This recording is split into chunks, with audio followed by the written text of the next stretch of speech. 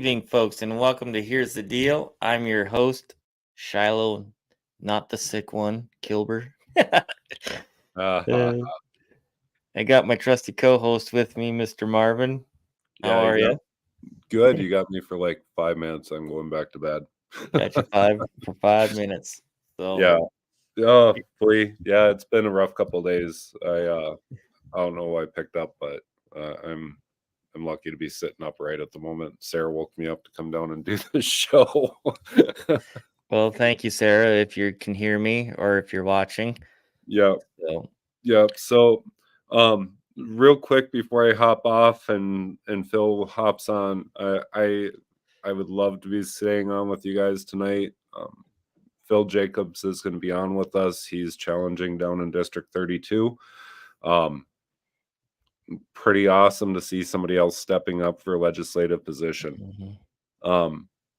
My 2 cents before we get going here is the governor's announcement on Monday. My phone has been blowing up ever since, and I think we're good. We're about to see some real Wild West politics in North Dakota, folks. All of a sudden, there won't be Doug's blessing behind a lot of these seats. So if you're considering running and saying that you didn't want to run because you didn't want to run against the governor's money, well, now's the time to challenge, because there's already prospects of 5 governor candidates in the last 48 hours, if not more. We are going to see a lot of fast and drastic changes. Other news I've heard is District 46. It sounds like Jim and Shannon are no longer seeking re-election.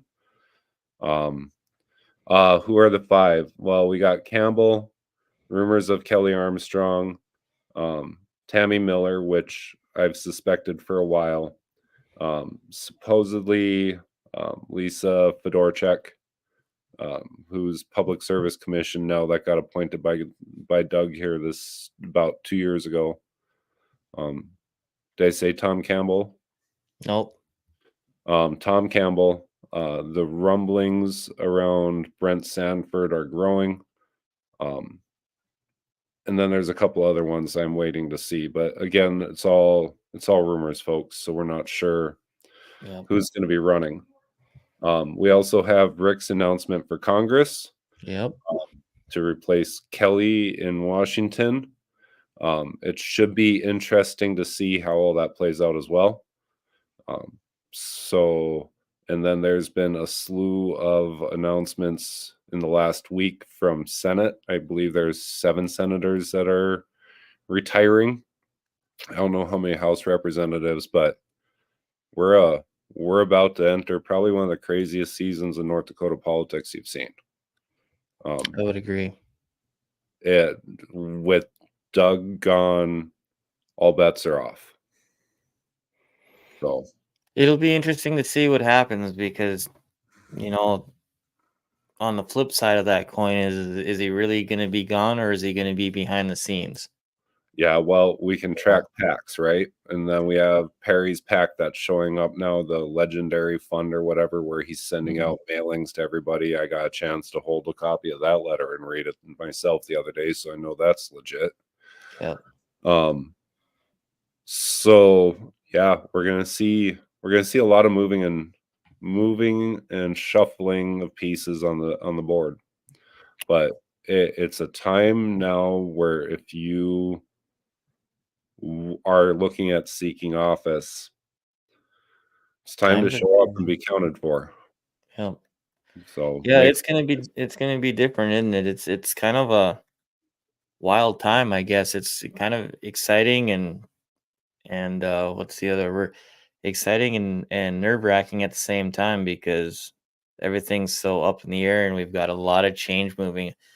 Who would have seen all the people stepping down or not running for re-election again? Well, and you have the like, who's going to show up out of like the Pullman camp, who's going to show up out of the Finken camp, like who's going to step up from the grassroots on the conservative side here for office. So it'll be it'll be interesting. I'd like to see some challenges on treasurer. It sounds Mhm. we're gonna have one, if not two challenges for DPI, three challengers against Kirsten for DPI. Yep. Yep. So um, we're working on getting a couple of those candidates on here in the next couple weeks. So if you guys have questions there, um, questions for a DPI candidate, get them sent in to us so that Shiloh and I, it's probably one of the few shows we're going to do that's scripted. Mhm. We want a list of questions for the DPI candidates where we're asking the same candidate or different candidates the same questions. Same questions, yep. So, So all right. and we would ask those same questions to Kirsten herself if we were able to get her on, so we are gonna extend that invitation as well to get her on, so Yeah. we'll see what happens there. And once we get our list of questions kind of worked up, folks will post them. So if you guys have any that you want to get added, drop them in the comments on our Facebook page because, yeah, we want to. Awesome, Nichols good. got some goodies. Yeah, right. Yeah, I have all the questions too, as always. But with that, Shiloh, I'm gonna give you back your show, and I'm gonna go sleep. So Well, just let's before get you Philip go on here. Yeah, let's yeah, get just Philip before on you here. go, let's bring Philip on. Hi, Phil, Hello. how are you doing? Doing great. It's great to be on the show. Well, we really appreciate your time. So, can we call you Phil? Obviously, you have Phil in your on your name plate Yeah. there, so or would Sometimes I just swing either way, Phil or Philip. It's kind of indifferent. I got you.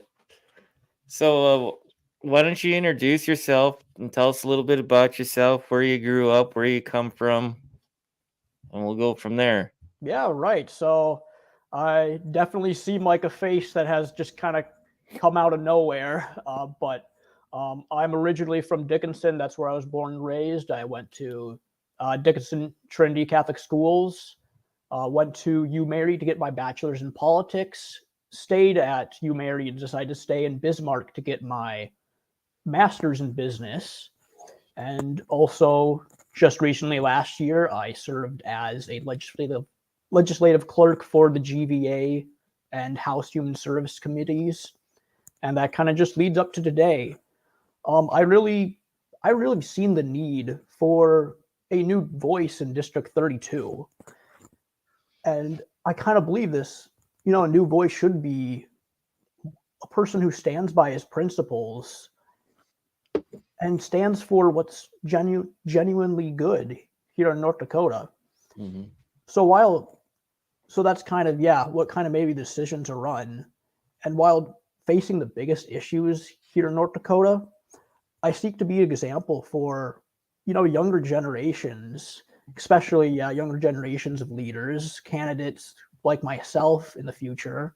And I guess candidates of all ages to set an example by being a candidate that sticks to our constitution, both federal and state, and serving and listening to the people while not taking orders from special interest groups that tell me how I should vote. So if I am to represent District 32 in next year's assembly, my promise is to uphold the federal and state constitution, uphold the Republican Party platform here in our state, and as best I can, adequately respond to the needs of citizens and communities here in North Dakota. Okay. Marvin, before you go, do you have anything that you'd to add or Um, so District 32, who do you have currently representing you? So, so I am running for District 32 House. The House representatives currently are Pat Heinert and Lisa Meyer. The senator is Dick Dever. Okay. Well, and I think what's Pat at on the I think he averages like 76% on like the conservative scoreboard, something like that. So he's not bad, but Right. I mean he's also kind of known as the Leo up at the Capitol because of his time as sheriff. I guess my Mhm. big question, and I'm going to steal it from Shiloh since I told him to ask it, was where you stand with the Second Amendment, stuff like that. Things that we've seen recently. Former Representative Luke Simons actually got his gun rights stripped for a year for failure to title a vehicle. Oh, And interesting. and it's because of how it's listed as a Class B misdemeanor. They put him on probation, and once you go on probation, they strip your gun rights. Hmm. Those, yeah, So, that does not seem very related. right? And that's kind of the 2A slope is tricky, but in situations like that, do you reevaluate the probation aspect of it? Do you look at changing that Class B to a different level of misdemeanor? Because obviously, failure to title is a criminal offense. Like, my bad, stuff happens. He came in, he admitted Mhm. guilt, he pled guilty, but because he pled guilty, the state's attorney out there kind of threw the book at him, so to speak. Right. And so, like, when you hear stuff like that, like, there's a knee-jerk reaction, well, you got to fix the law, or do you overshoot on the gun rights stuff too? you know like, so when it comes to that 2A, and I'm rambling, so don't mind me. When it comes to like saying you support 2A, we've had a lot of right to carry laws in the last couple years. Mhm. We've had a lot of concealed carry laws come through. We've had a lot of criminal laws come through where they tried to create a red flag situation.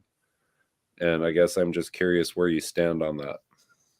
Yeah, definitely against red flag laws, and I do believe, yeah, Pat Heiner did vote against, banning, like, the statewide ban on local red flag laws. Um, when it comes to criminal offenses, I know there are definitely laws that are going to have to be fixed when it comes to those implications.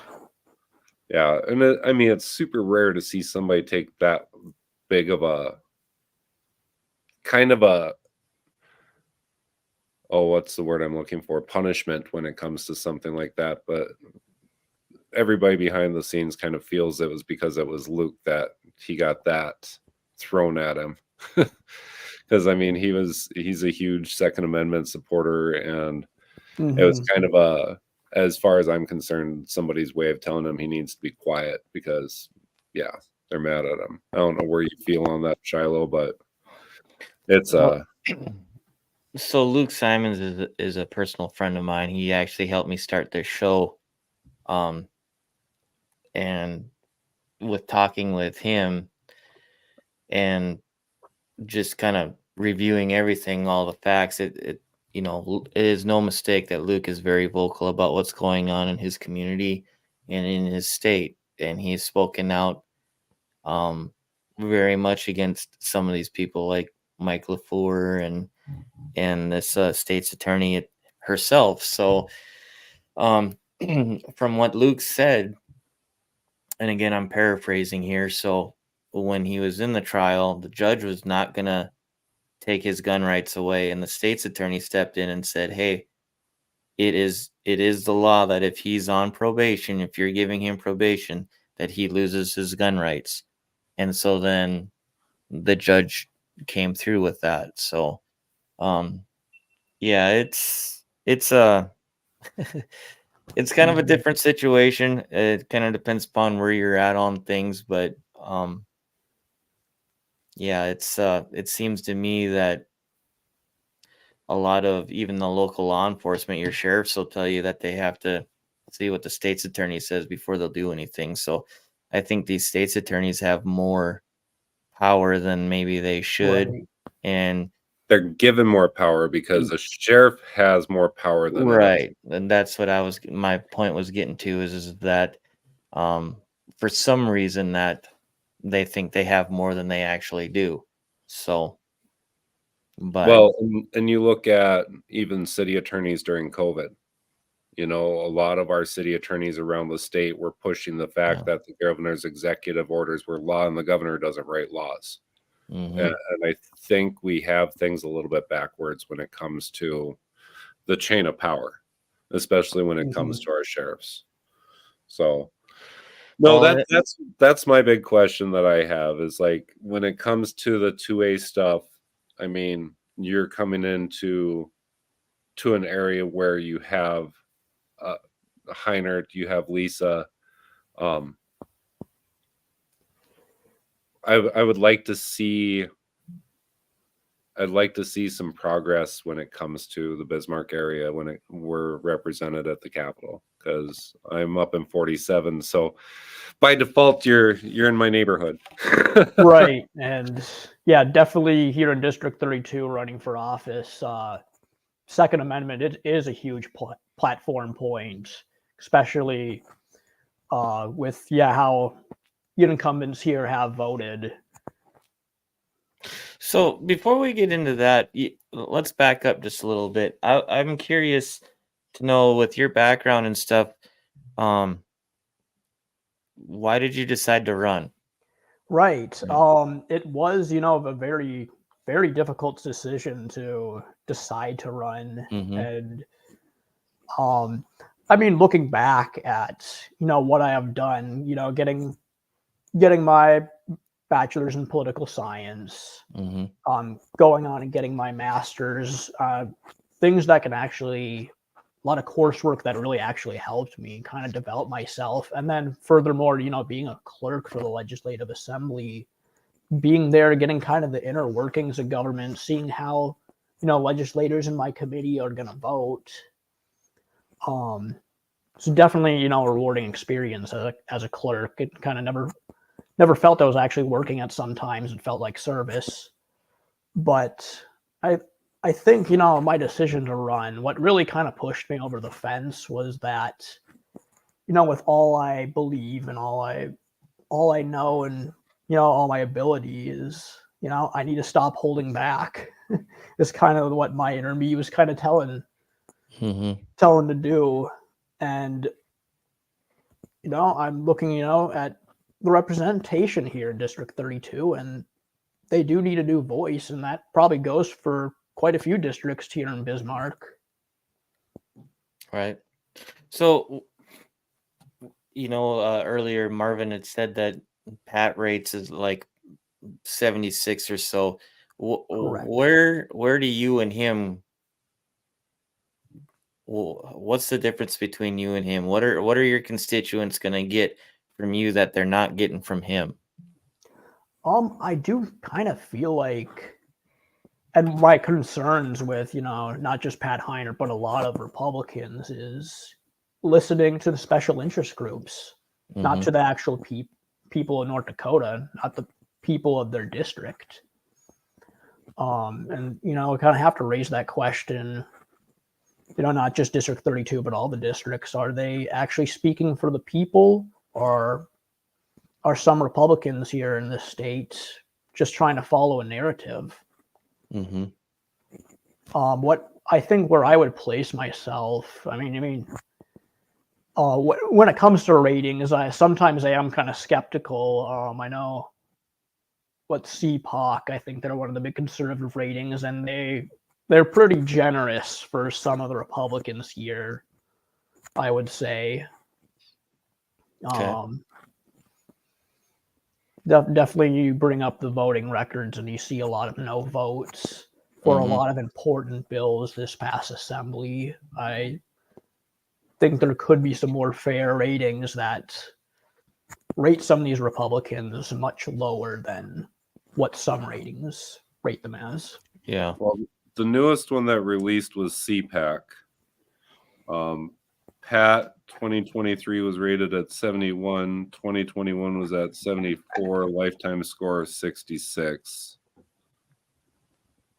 Lisa 79 in 23. 2021 83. Lifetime score is 75. So, and that's from CPAC. That's the one that they just released. All right.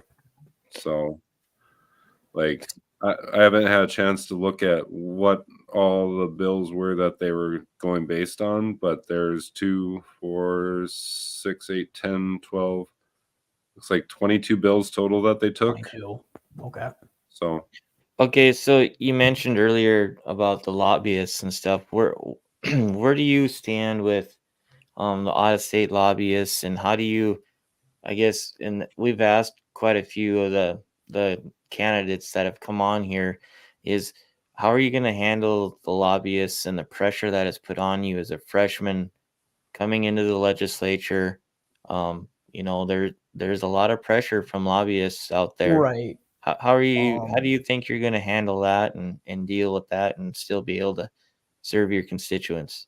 Right, and it's definitely challenging. It is definitely hard on legislators. And something I maybe learned from some veteran legislatures about that. But I think the first thing that kind of comes to mind is stick to my principles, Hmm. being integrity, being transparent, and just being genuine, being honest, and yeah, standing what I believe. Listening to people in my district and in North Dakota, not just outsiders. And I think what really goes a long way, what will really help about this, I believe I do have a really good support system.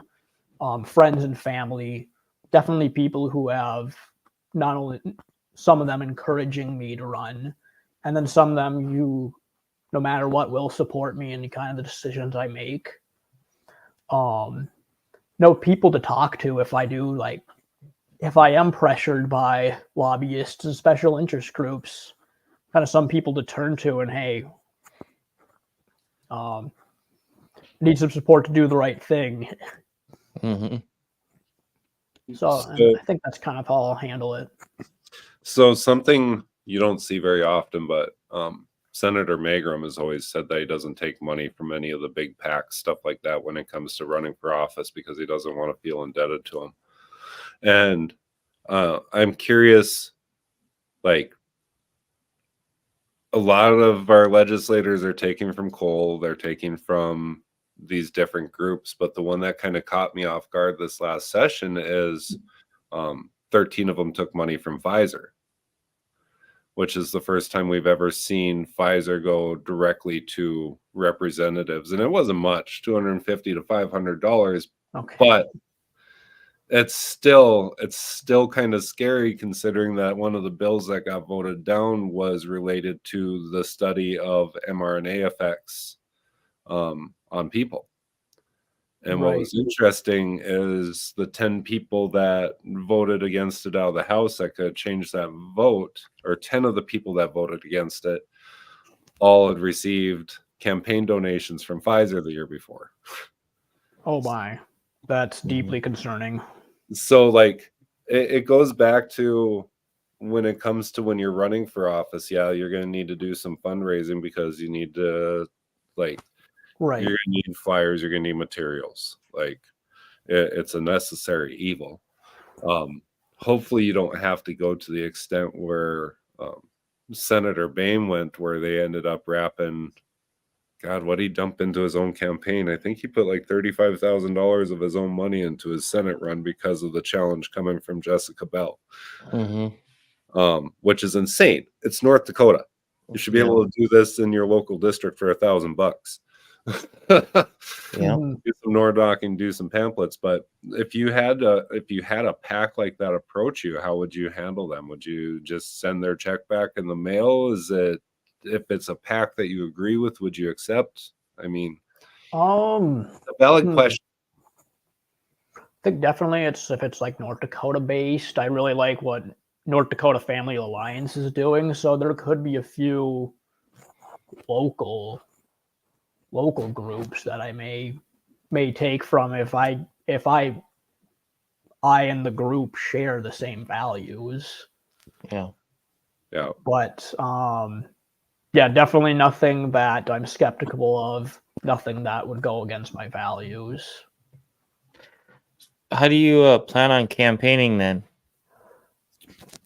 So I am right now I am looking to go to friends and family. I do have some connections with friends and family, other businesses locally, and some local Republicans as well that I will be asking for money. No, I mean, are you going to be out door knocking, or Oh, okay. Are you fighting it out at the convention? Are you right? Definitely, yeah. The convention, the statewide convention. I do intend to be there. Not too sure about being a delegate if I'm not going to be at the District 32 convention, but I will be going door to door. Definitely, if people are really interested in supporting my campaign, yeah, I definitely can ask for some money. So you just let's talk about the District 32 convention a little bit. Yeah, for sure. Since I kind of briefly touched on that. Sure. Why don't you tell us about what your plans are for the convention, and we'll go from there. Yep. So I really wanted to be at the convention, but I did, receive information about, and I was actually forwarded the bylaws of District 32, and what they stated, and I probably should pull this up, is that it's the District 32 Executive Committee that votes to endorse legislators. If you want to present it, you hit the present button on the bottom. You can share your screen. Oh, okay. Let me see. Okay, give me just a minute. I will have to actually pull that up. Sure.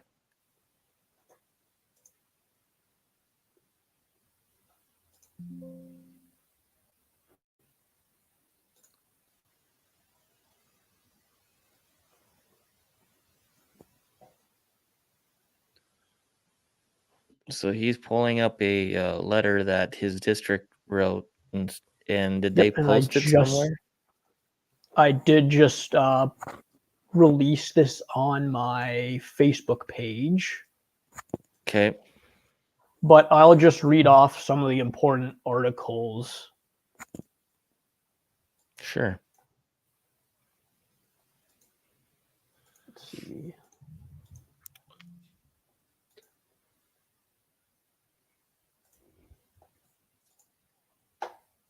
Yeah, these district conventions for state convention are going to be interesting, because I hear all across the state, you hear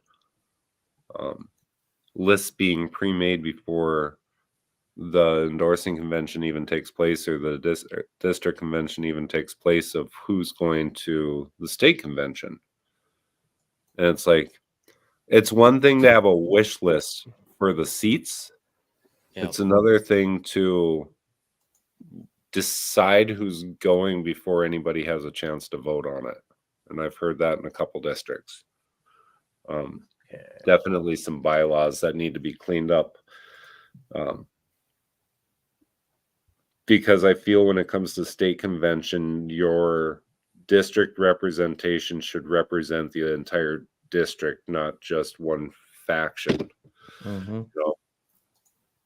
Okay, I'll just share my entire screen if that's easiest here. Yeah.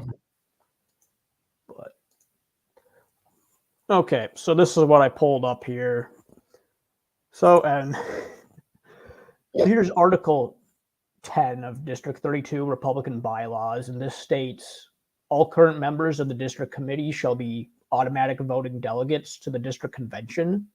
No persons shall be entitled to more than one vote. The district committee shall endorse candidates to the legislature.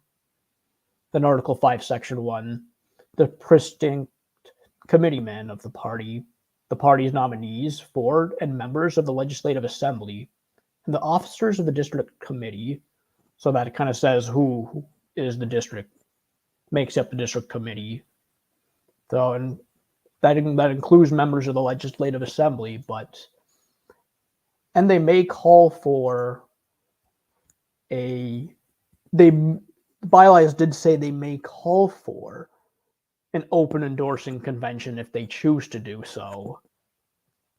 But I think there's definitely major issues with transparency and election integrity when they have this in their bylaws.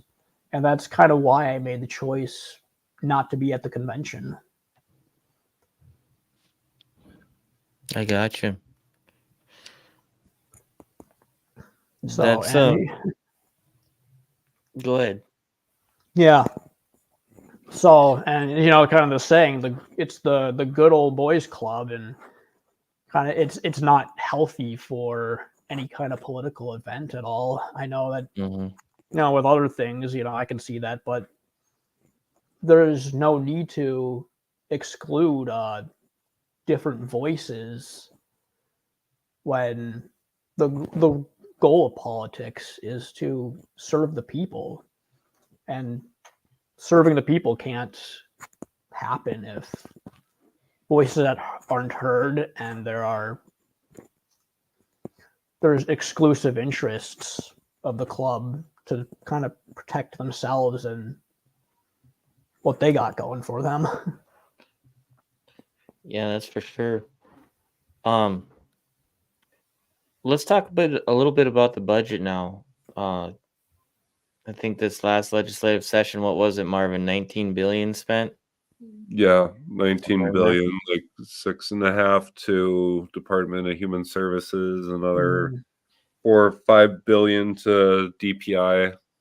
The rest of the state got like that much. Gentlemen, I gotta go. Okay. All right, Marv.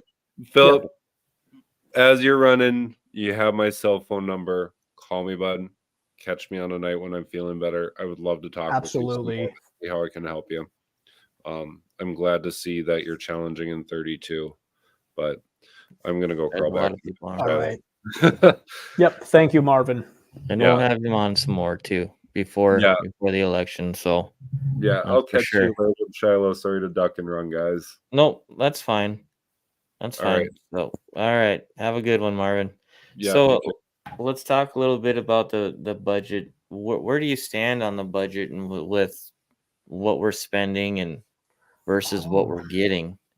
Yeah, and it keeps on going up and up every legislative assembly from what I'm aware. And I'm incredibly disappointed in all the Republican legislators that voted no. I can't name the bill on the top of my head, but there was a bill being introduced in the House, I believe, to limit the budget to in accordance with the increase in wages in North Dakota, and that got shut down in the House, which I was incredibly disappointed by. I am definitely a huge believer in cost-effective spending. We can be spending so much less in kind of each department. The legislature can be voting for less spending and get, I say, the government can do a better job even with less spending that we're doing now. And we're spending a lot of money here in North Dakota, and nothing really seems to be improving. Take your top 3 places where you'd make adjustments. Let's do that. Oh, that's something I have not really thought about. Let's do one. Let's do one. Let's do one. I mean, have you seen this sheet that Rick came out with when they're doing the wasteful spending? I mean, I have not. Okay, so I'm gonna read some of these to you. Because he's the one that's doing the property tax. He's the one who headed up the eliminating property tax, which we'll talk about that as well. So we've got corporate welfare. We got 26 million given to a specific company for drone technology. We got another 10 million spent on money to a company to lease space in the aerospace businesses. We've got 250,000 to a specific creamery. We've got, let's see here, what else do we got? Um, we've got 140 million to energy in industry players. We got 300,000 to convince people CO2 storage is a good idea. We got 60 million to replay the line of credit to private energy companies. I mean, we haven't even touched like the pork in any of these bills. We got like Right. 70 million in the Teddy Roosevelt Library. We got 10 million for the documents for the Teddy Roosevelt Library. Let's see here. Bloated government. We got higher education, 250 million to projects despite 12 years of declining enrollment. We got a million five for high school students to take college credit courses. We've got 20 million for college to pay colleges extra money if they get donations 2 to 1. I mean, so we got a whole lot. I mean, and we're not even touching the Right. surface here. I mean, Definitely a lot of places a lot of things, a lot of the areas that really could be axed, yeah. essentially. What are your thoughts on DPI in our education system? What we're getting in return for what we're spending?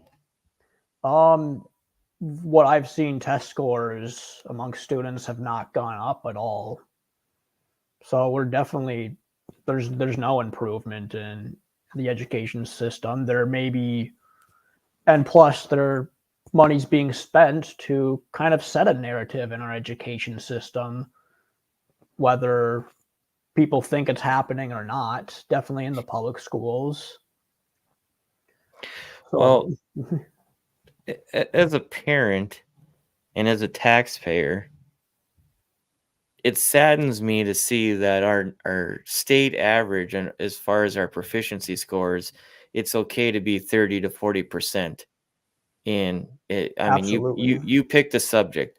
That's horrible. It's absolutely horrible. And like I was showing some of these other scores a couple weeks ago, Tioga has a 2% proficiency score in math. Not 20%, but 2%. Oh, dude. Oof. And the list goes on and on. If your school is over a 40% proficiency at any subject, you're considered doing well. To me, that's failing, and we're spending anywhere from 11 to 13.5 per pupil, depending upon what school you're going to. It's horrendous. So I guess what I'd like to hear from some of these guys that are running for the legislature is, besides throwing money at this, what are we going to do? I mean, because as far as I'm concerned, we don't have any solutions for any of this, and our kids are just, I mean, case in point, I work for a oil field company, and we bring in a new class every week as far Mhm. as new hires. Okay, and this is no kidding, we had 12 people in this class last week, and I ended up teaching 2 of the classes because our regular trainer was out. That's beside the point. But we had a student in there, or not a student, I guess he's an employee, 21 years old, come up from Las Vegas, couldn't read. He flat admitted to the school or to the class that he couldn't read because they didn't care whether he got an education as long as he could play football and be eligible. They passed him. And I seen him overcome with emotion and different things. But this happens every week. This is a weekly thing right there in our training room in right here in Williston for the people that I work for. And so I'm just wondering what can we do? Do you have where do we start with this? What are your Mm, opinions on our education system and what we need to do? right. And I think, whilst we can definitely spending can be much lower, I think, one of the solutions to education, and this is one of my platform points, is we need to have some way of instilling values that kind of reflect North Dakota communities in our education system. Patriotic values, moral values, hardworking values of North Dakota. Mm-hmm. How it's tricky. How is that going to be implemented? And that's, things that are going to have to be kind of discussed as we go. But I'm certainly, if there even was a program implemented and we cut other areas of education, I think there's, some possibility to seeing some improvement. Mm-hmm. So I just got two more things I'd like to touch on and ask your opinion on, because they're kind of near and dear to me. Obviously, with the end property tax deal, where are you on the end property tax petition? Do you believe that we should end property tax, or where you stand on property tax? Right, I was one of the signees of the measure to get on the ballot. I'm definitely in support of the property tax measure. Okay. To eliminate them? Yep, to eliminate it. Okay. So then the other thing that I'd like to ask you is as far as our elections. Obviously, since 2020, they've been in the news every day. I don't know, last August I got to go down and speak at the Lindell election summit down there. Oh, okay. Met a lot of people down there. I got to spend some time with Mike, and we had Dr. Frank up here. February, it's going to be a year that we had Dr. Frank up here, and we've been looking into our elections, and so I'm curious, where do you stand on our elections? Do you think that there's election fraud up here? I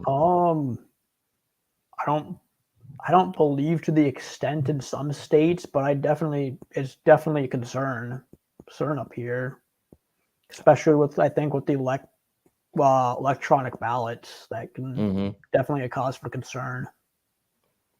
What's the fix there? Either go paperless, which I don't really see. I mean, not paperless. Go back to paper ballots. Go back to paper. Don't see a problem with that. And if we do like electronic, it is a digital age. Maybe we can pull it off, but make sure there are complete safeguards to that. And make sure the people handling the ballots are very principled people, and prevent watch for any possibility of fraud. Mm-hmm.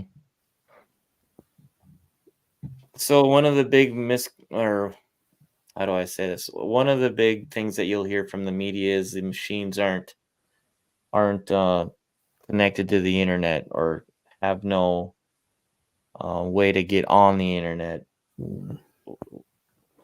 And I don't know. My belief, and I've seen the proof, is that they do in fact connect to the internet. I'm just wondering, where do you stand on the machines overall? Like, do you think that they're connected to the internet? Do you think, how do we, if we don't go paper, or if we don't go to hand counting, how do we make sure that our machines, that they're legit? Do test runs, make sure they're working. I know I've been in like mock elections at schools, and actually that could be a good idea, is when some schools in North Dakota, definitely when I was at Trinity, we had a mock election. I believe DHS, the high school, public school, did that as well.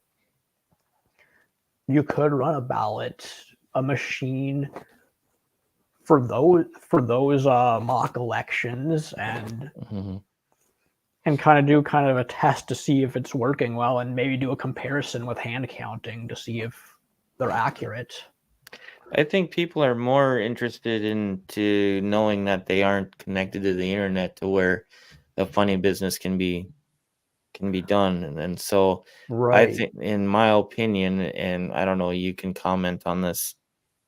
In my opinion, we should go back to paper. Right. Um, I also do believe that all of our auditors should be elected. They should not be appointed, whether it be county auditors, city auditors, any of that. I do Mhm. believe our election officials should be elected. Um, For sure. so, well, Phil, I really appreciate your time. Is there anything that we didn't touch on that you would like to Hmm. touch on? I know we touched a little bit about you not um, attending the District 32 Right. convention. Is there anything else that you would like people to know? I think the biggest platform pointer that I have going for me, I am a big, fan of having a quality education that reflects the values of North Dakota communities. But I think the one thing I do kind of I want to point out is, I'm a big advocate for, pro-life for the unborn. Um, we can push pro-life laws that go further than the ban on abortion after 6 weeks. I think we can take it further come next legislative session. And Mhm. I'm a big advocate for family values. I believe that the family is the most basic building block of society. It's crucial that we see that here in North Dakota. So I guess that's kind of my final Final point to pitch. cover. Yep. Well, I really do appreciate you having you on. Like I said, I've asked the questions that I've liked to ask and know. And Mhm. is there anybody else watching that has a question for Phil? I know we've got a lot of comments, but I didn't see. So, Hopefully, I have some people I know who might have tagged in. well, and we get a lot of people that watch this after the fact too. So there'll be there'll be more questions too. And I Definitely. do plan on having you back on as the election season goes on. So you're always Definitely welcome. something I can look into, and yeah, I'd like to be back on, and You bet. You bet. No, hopefully a day when Marvin's feeling better, feeling yeah, good. it must be pretty bad for him to up and leave during the middle of it. I talked to him earlier in the day, and I was kind of giving him the business about faking, but he clearly is not feeling well. So we do Right. apologize on that. But again, I'm very happy that you were here, and thank you for taking the time for us, Yeah, and we'll you're welcome. definitely be in touch, and yeah, we'll just go from there as the election season goes on. So All right. all right, thanks, Phil. I Well, appreciate it. yeah. Thank you, Shiloh. You bet. So that was Philip Jacobs for District 32 House. He's a candidate running against the incumbents. So you can check him out. I know he's got a Facebook page and stuff. So I was going to leave you with the final thoughts, and I think we'll touch more on Friday when Marvin is available and feeling better. But I just wanted to touch a little bit on this Kevin Kramer deal. I haven't exactly done all the research on this new bill that he passed or was a part of, so I'm not going to comment too much on it. I'm going to say this: I'm still not very happy with our senator. I think the way that he's handled a lot of things, not just with his son, but with sending money over to Ukraine and different things. His voting record the last couple years is just, there's no excuse for it. I don't know how he can honestly sit and look at himself and say that he's for the people of North Dakota. And so, and then to turn around and when President Trump really needed him back in 2020 and basically take a step back, and now he wants to endorse President Trump just to, for whatever reason. I don't know his reasons, but they don't seem to be good intentions. So I'm really disappointed in Kevin Kramer, but we'll have more on that. Obviously, we've had a lot of announcements yesterday with Governor Brigham announcing that he's not going to be running for a third term. I hope President Trump does not give him a cabinet position. I think somebody should be playing the videos of him saying that he would not do business with President Trump when he was running for president. I also think that somebody should remind him that, remind President Trump, that is, that Doug Burgum is in cahoots with Bill Gates, which is not a good thing. So, and then of course we got a show regular, Mr. Rick Becker, running for Congress. I'm extremely happy about that, and I hope more principled people like Rick run for more statewide offices. I think Thomas Beadle needs to be challenged. Obviously, Kirsten Baszler has one challenger. It sounds like there's going to be another person announcing here soon, so that'll be interesting to see. Um, so yeah, those are kind of my thoughts on that. And again, we'll talk more about that on Friday's show. Friday, it sounds like we're going to have Kit Brennan on. We're going to be discussing North Dakota politics, and you never know what's going to happen with Kit on there. We go all over the place. She's a good friend of both of ours and true patriot, and I excited to have her on Friday. So with that, folks, I'll leave you with that. You guys have a blessed week. We'll see you on Friday on Here's the Deal.